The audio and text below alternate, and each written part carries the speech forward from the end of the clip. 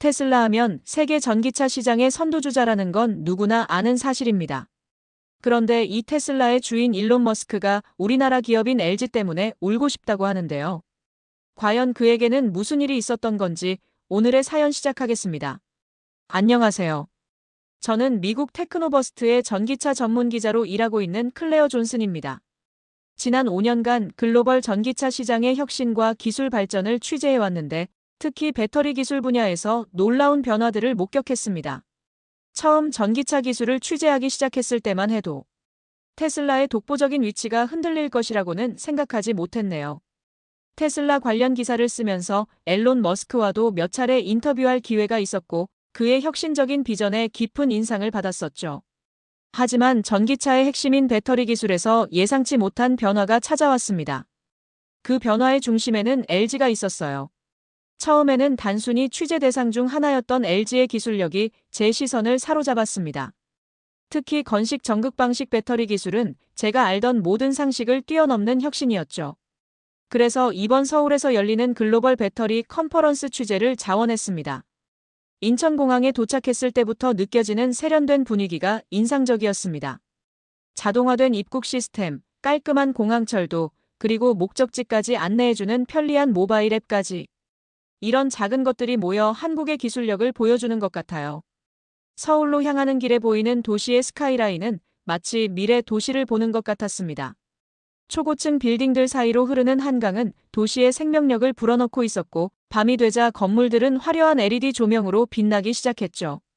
한국에 대해 알고 있다고 생각했는데 직접 와보니 제가 알던 것보다 훨씬 더 발전된 모습이더군요. 호텔에 체크인하고 내일 있을 컨퍼런스 자료를 검토하는데 옛 동료였던 에릭 브라운에게서 메시지가 왔습니다. 그가 이번 컨퍼런스에 테슬라 홍보팀 자격으로 참석한다는 소식이었죠. 우리는 과거 같은 매체에서 일했던 동료 사이였는데 제가 테슬라 관련 기사만 쓰지 않게 되면서부터 그의 태도가 조금씩 달라지기 시작했습니다.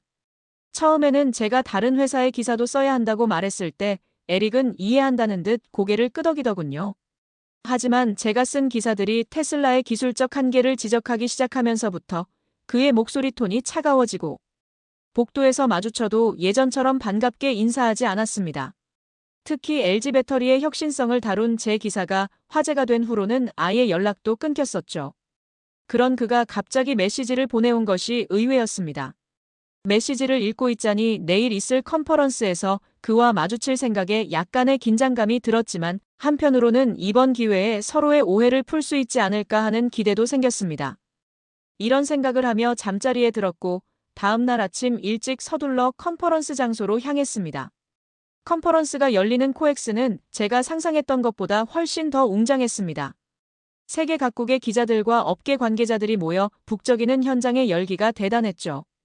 특히 LG의 발표를 앞두고 전문가들 사이에서 오가는 기대감 섞인 대화들이 인상적이었어요. 발표장에 들어서자 벽면 전체를 채운 대형 디스플레이가 시선을 사로잡았습니다. 화면에는 LG의 새로운 건식 전극 방식 배터리의 3D 모델링이 생생하게 표현되어 있었죠. 첫 순서로 나온 LG 수석 연구원의 발표는 충격 그 자체였습니다. 테슬라의 4680 배터리와 비교한 성능 차이를 보여주는 그래프가 나왔을 때 저뿐만 아니라 모든 참석자들이 숨을 죽였더군요. 우리의 새로운 배터리는 에너지 밀도를 40% 높이면서도 생산 비용은 30% 절감했습니다. 연구원의 말에 청중석에서 작은 탄성이 흘러나왔습니다. 옆자리의 독일 기자는 노트북을 치는 손길이 빨라졌고 중국 매체 기자들은 서로 눈빛을 주고받았죠. 이것은 단순한 기술 개선이 아닌 전기차 시장의 판도를 바꿀 수 있는 혁신이었으니까요. 발표가 이어질수록 LG의 기술력이 얼마나 대단한지 실감했습니다. 특히 인상적이었던 건 연구 과정에서의 끈기였어요. 3년 동안 5,000번이 넘는 실험을 거쳐 마침내 이 기술을 완성했다는 이야기를 들으며 한국 특유의 장인 정신을 엿볼 수 있었죠. 잠시 휴식 시간 로비에서 차를 마시고 있을 때였습니다. 에릭이 다가와 어색한 인사를 건넸어요. 그의 눈빛에서 불편한 감정이 느껴졌지만 전 평소처럼 대화를 이어갔습니다. 하지만 LG의 기술에 대한 제 관심을 언급하자 그의 표정이 순간 굳어지더군요. 클레어, 넌 테슬라가 얼마나 혁신적인 기업인지 잘 알잖아. 이런 일시적인 성과에 흔들리면 안 돼. 그의 말에는 어딘가 조급함이 묻어 있었습니다. 전 그저 미소로 답했지만 그의 시선이 제 노트북 화면에 고정된 것을 놓치지 않았어요. 아마도 제가 받아 적은 발표 내용이 궁금했던 모양이더군요. 오후 세션에서는 더욱 놀라운 발표가 이어졌습니다. LG가 개발 중인 전고체 배터리의 청사진이었죠. 이 기술이 상용화되면 전기차의 주행거리는 현재의 2배 가까이 늘어날 수 있다고 해요. 발표를 들으며 문득 깨달았습니다. 우리가 알던 전기차의 한계는 이제 곧 역사가 될 거라는 걸요. 발표가 끝나고 기자들이 하나 둘자리에서 일어나기 시작했습니다. 전 여전히 LG의 전고체 배터리 기술에 대한 자료를 정리하고 있었죠. 그때 에릭이 제 앞에 불쑥 나타났어요. 클레어, 우리 잠깐 이야기 좀 할 수 있을까? 그의 목소리는 겉으로는 친근해 보였지만 어딘가 날이 서 있었습니다. 복도 한켠으로 자리를 옮기자 에릭의 표정이 순식간에 차가워졌어요. 대체 무슨 생각으로 이러는 거야? 넌 테슬라의 혁신을 누구보다 잘 알잖아. 우린 함께 그 성장을 지켜봤고 앨런과도 수차례 인터뷰했었지. 그런 내가 이제 와서 경쟁사의 편을 들다니. 전 차분히 대답했습니다. 에릭, 난 그 누구의 편도 들지 않아. 그저 사실을 보도할 뿐이야. 방금 본 LG의 기술은 정말 혁신적이야. 이건 내 개인적인 의견이 아닌 객관적인 데이터로 입증된 사실이지. 객관적이라고? 에릭이 비웃듯 말했습니다. LG가 너한테 뭘 제안했는지는 모르겠지만 넌 지금 테슬라를 배신하고 있어. 우리가 함께 보낸 시간들은 내게 아무 의미가 없었나 봐. 그의 말은 전형적인 프레임 씌우기였죠. 제가 테슬라에서 취재할 때도 늘 객관적인 시각을 유지했음에도 에릭은 마치 제가 테슬라의 충성스러운 지지자였다가 배신한 것처럼 몰아가고 있었어요. 오해하지 마, 에릭. 난 그때나 지금이나 한결같이 저널리스트야. 기술의 진보를 있는 그대로 전달하는 게 내 일이라고. 하지만 그는 제 말을 듣지 않았습니다. 오히려 다른 기자들에게 가서 제가 테슬라의 기밀 정보를 유출했다는 식의 루머를 퍼뜨리기 시작했어요. 심지어 제가 LG 측에서 거액의 자문료를 받고 있다는 악의적인 소문까지 만들어냈죠. 다행히도 대부분의 기자들은 에릭의 말을 신뢰하지 않았습니다. 오히려 그의 이런 행동이 테슬라의 초조함을 반영하는 것이 아니냐는 해석이 나오기 시작했어요. 특히 일본의 한 저명한 자동차 전문 기자는 테슬라가 이렇게까지 민감하게 반응하는 것을 보면 LG의 기술력이 실제로 위협적인 수준임이 분명하다며 저에게 격려의 말을 건네기도 했습니다. 그날 저녁 호텔로 돌아와 창밖을 바라보며 생각에 잠겼습니다. 에릭의 방해가 여기서 그치지 않을 거란 걸 알았지만 한편으로는 그의 이런 필사적인 반응이 LG의 기술력을 역설적으로 증명하고 있다는 생각이 들었죠. 내일은 더 중요한 발표들이 기다리고 있었습니다. 저는 노트북을 열고 오늘 있었던 일을 차분히 정리하기 시작했어요. 다음 날 아침 컨퍼런스장은 평소보다도 더 긴장감이 감돌았습니다. 테슬라의 4680 배터리 생산 현황에 대한 발표가 예정되어 있었기 때문이죠. 발표자는 테슬라의 배터리 개발 총괄 매니저였어요. 그는 예상과 달리 상당히 솔직한 태도로 발표를 시작했습니다. 현재 4680 배터리의 수율 문제가 예상보다 크게 나타나고 있습니다. 당초 목표였던 연간 100GWh 생산량 달성이 지연될 것으로 보입니다. 장내가 술렁였습니다. 테슬라가 이런 솔직한 입장을 밝히는 건 매우 이례적인 일이었으니까요. 그의 발표는 계속 이어졌습니다. 특히 전해질과 전극 코팅 과정에서 예상치 못한 기술적 난관에 부딪히고 있습니다. 이 문제를 해결하기 위해 우리는 여러 배터리 제조사들과 협력을 검토하고 있으며 그 중에서도 LG의 건식 전극 공정 기술에 주목하고 있죠. 이 말은 사실상 LG의 기술력을 인정한다는 뜻이었습니다. 테슬라의 이런 입장 변화는 월스트리트 저널을 통해 이미 보도된 바 있었는데 이번 컨퍼런스에서 공식적으로 확인된 거죠. 휴식 시간에 테슬라 내부 관계자와 잠깐 이야기를 나눌 기회가 있었습니다. 그는 요즘 앨런 머스크가 임원회의에서 자주 언급한다는 말을 전해주었어요. LG의 배터리 기술은 우리가 진지하게 받아들여야 할 혁신입니다. 특히 그들의 생산 수율은 우리가 벤치마킹해야 할 수준이죠. 이런 비하인드 스토리가 전해지자 컨퍼런스장의 분위기는 더욱 달아올랐습니다. 글로벌 배터리 시장이 재편되는 결정적인 순간을 목격하고 있다는 느낌이 들었죠. 특히 인상적이었던 건 중국 CATL의 수석 연구원의 반응이었습니다. 그는 LG의 새로운 배터리 기술은 우리가 2년 내에 따라잡기 힘든 수준이라며 한국이 이룬 배터리 기술의 혁신은 전기차 시장의 판도를 완전히 바꿔놓을 것이라고 평가했죠. 에릭은 이날 종일 굳은 표정이었습니다. 자신이 몸담고 있는 회사가 경쟁사의 기술력을 공개적으로 인정하는 모습을 보는 게 편하지 않았을 테죠. 하지만 이제 그조차도 현실을 부정할 수는 없어 보였습니다. 전기차 배터리 기술의 새로운 강자가 등장한 건 부정할 수 없는 사실이었으니까요. 테슬라의 공식 발표 이후 저는 그날 밤늦게까지 기사를 작성했습니다. LG의 기술력이 세계 최고 수준임을 입증하는 결정적인 순간을 놓치고 싶지 않았거든요. 기사를 완성하고 컨퍼런스 주최 측에 보내고 나서야 잠자리에 들었습니다. 다음 날 아침 주최 측으로부터 급한 연락이 왔어요. 제가 보낸 기사가 도착하지 않았다는 것이었죠. 분명 전날 밤 발송했는데 말이에요. 메일함을 확인해보니 발신함에도 기록이 없었습니다. 마치 누군가 제 계정에 접속해서 메일을 지운 것만 같았어요. 더 이상한 일은 그때부터 시작되었습니다. 주최 측 담당자는 제가 보낸 메일은 받지 못했지만 제 이름으로 된 다른 메일을 받았다고 했어요. 거기엔 LG 기술의 치명적인 결함을 지적하는 내용이 담겨 있었다고 하더군요. 존슨 기자님, 어제 보내주신 메일의 내용이 이상해서요. LG 배터리의 폭발 위험성을 언급하셨던데 이게 사실인가요? 순간 머리가 멍해졌습니다. 누군가 제 이름으로 가짜 기사를 보낸 거였어요. 컨퍼런스장을 둘러보니 에릭이 몇몇 기자들과 이야기를 나누고 있었고 그들은 절 향해 수상한 시선을 보내고 있었습니다. 다행히 IT 보안팀이 신속하게 대응해 주었어요. 메일 서버 로그를 확인한 결과 제 계정으로 접속한 IP 주소가 에릭의 노트북과 일치한다는 사실이 밝혀졌죠. 게다가 그가 기자들에게 퍼뜨린 루머들도 모두 사실이 아닌 것으로 확인되었습니다. 존슨 기자님, 정말 죄송합니다.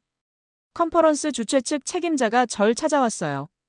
브라운 씨의 행동이 모두 밝혀졌습니다. 그가 기자단 채팅방에 허위 정보를 퍼뜨린 것도 확인했고요. 이런 일이 있어서는 안 됐는데. 에릭의 얼굴이 창백해졌습니다. 그는 더 이상 회의장에 남아있을 수 없었던 걸까요? 자리를 피하는 그의 뒷모습이 처연해 보였습니다. 하지만 이 해프닝은 오히려 제 기사에 대한 관심을 높이는 계기가 되었어요.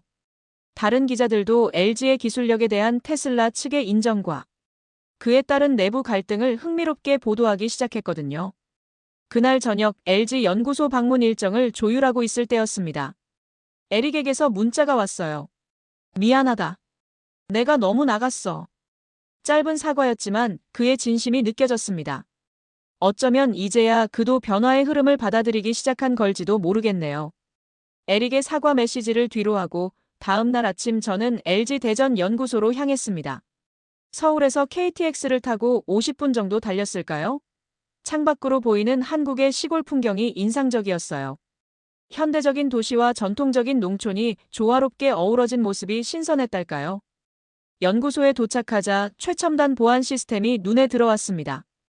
홍채 인식, 생체 인증 등 영화에서나 보던 기술들이 실제로 적용되어 있더군요. 연구소 내부는 더욱 놀라웠습니다. 순백의 크린룸에서 연구원들이 첨단 장비들을 다루는 모습은 그야말로 미래를 보는 것 같았어요. 우리가 처음 건식 전극 공정을 시도했을 때는 누구도 성공할 거라 믿지 않았습니다. 김태현 수석 연구원의 말에는 자부심이 묻어났습니다. 2년 동안 3,000번이 넘는 실패를 겪었죠. 하지만 포기하지 않았어요. 매일 밤늦게까지 연구실에서 불을 밝혔습니다. 연구원들의 이야기는 계속 이어졌습니다. 누군가 실수로 엎질은 커피가 새로운 아이디어의 시작이 된 일화, 주말까지 반납하고 실험을 반복하던 순간들, 드디어 성공했을 때 모두가 부둥켜 안고 눈물을 흘렸던 순간까지. 그들의 이야기 속에는 숱한 좌절과 도전, 그리고 극복의 순간들이 담겨 있었어요. 특히 인상적이었던 건 젊은 연구원들의 열정이었습니다. 그들은 세계 최고의 기술을 만든다는 자부심으로 가득 차 있었어요. 우리는 단순히 배터리를 만드는 게 아닙니다. 인류의 지속 가능한 미래를 만들고 있는 거죠. 20대 후반으로 보이는 연구원의 말에서 한국의 미래가 보였습니다. 실험실 한켠에서는 흥미로운 광경을 목격했어요. 연구원들이 둘러앉아 도시락을 먹으며 열띤 토론을 하고 있었거든요. 이게 우리만의 특별한 문화예요. 연구소장님이 설명해 주셨습니다. 점심시간에도 연구 얘기가 끊이질 않아서 아예 런치 브레인스토밍이라고 이름도 지었죠.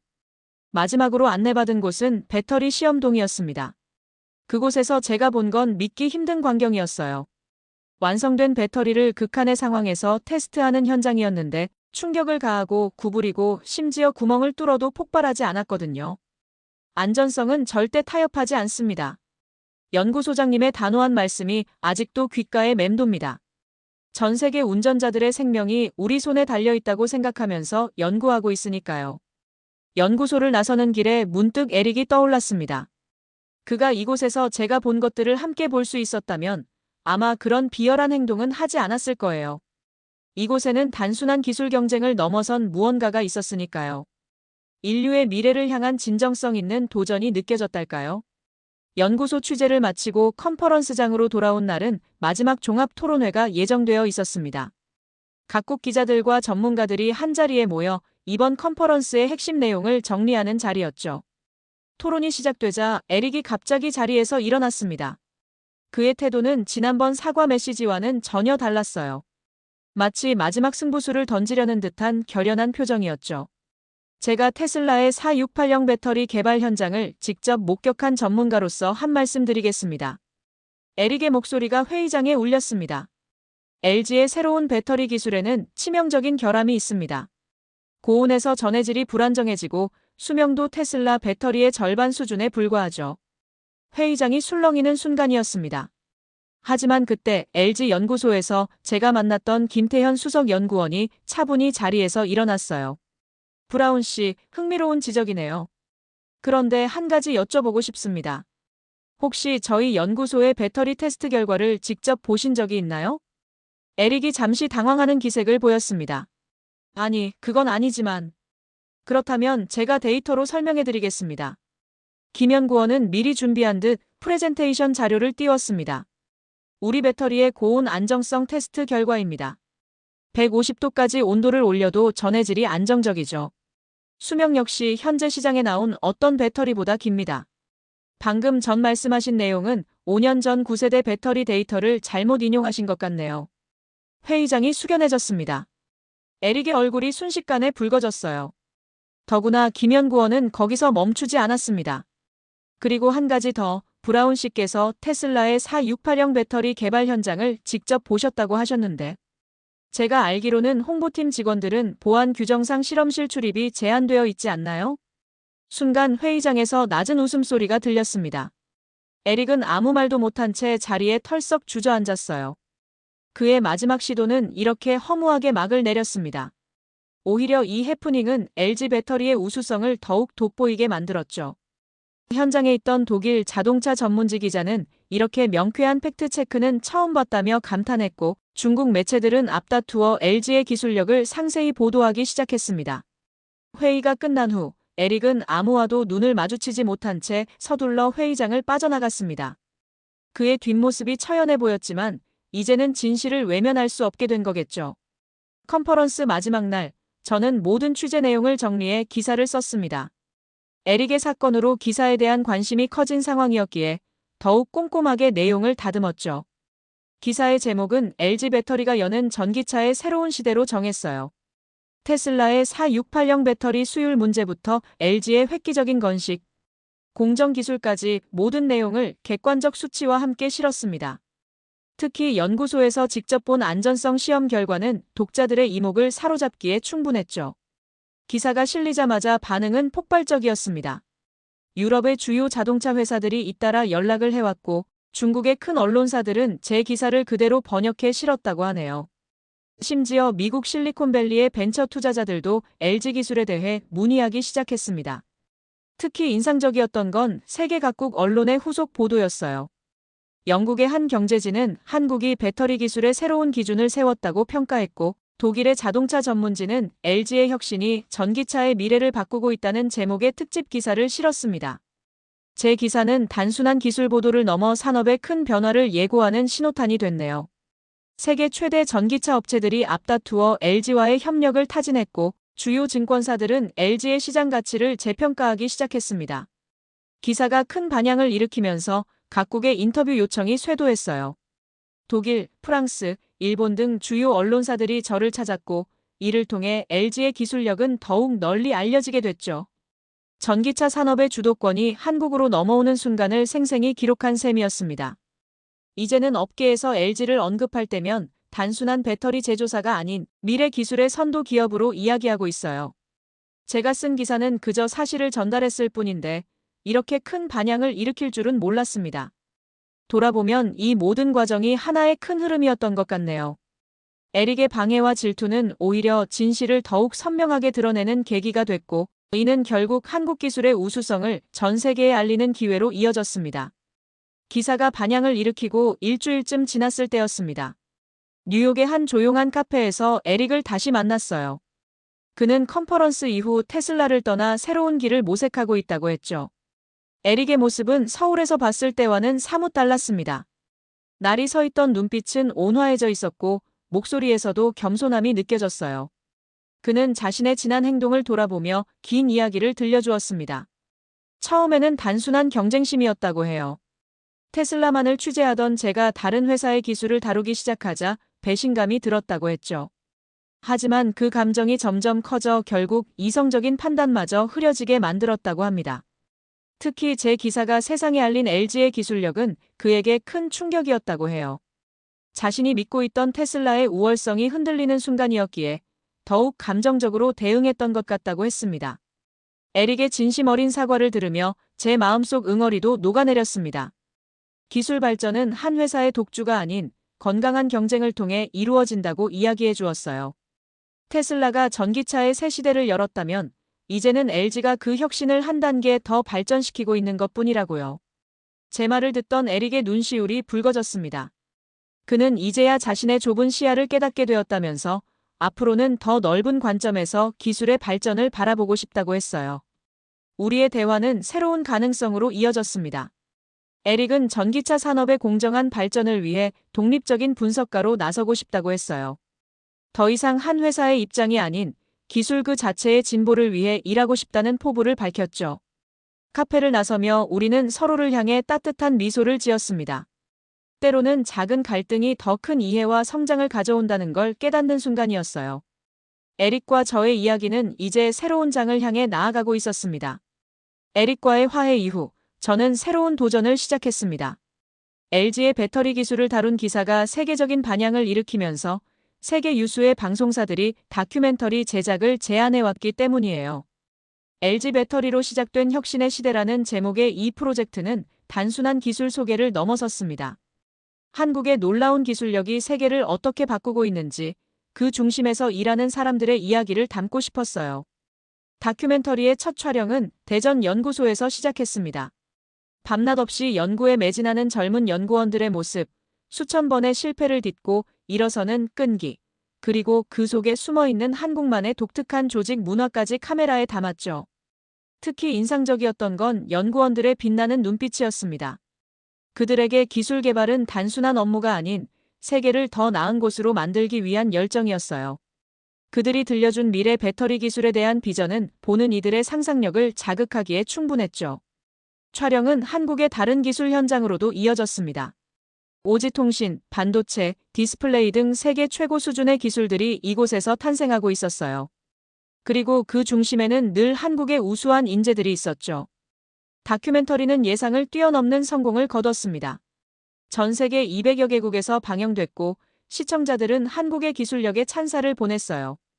특히 젊은 시청자들 사이에서는 한국에서 공부하고 싶다는 열망이 크게 일었다고 합니다. 이제 저는 매년 한국을 찾습니다. LG의 새로운 기술을 취재하는 것은 물론 끊임없이 발전하는 이 나라의 모습을 세계에 알리고 있어요.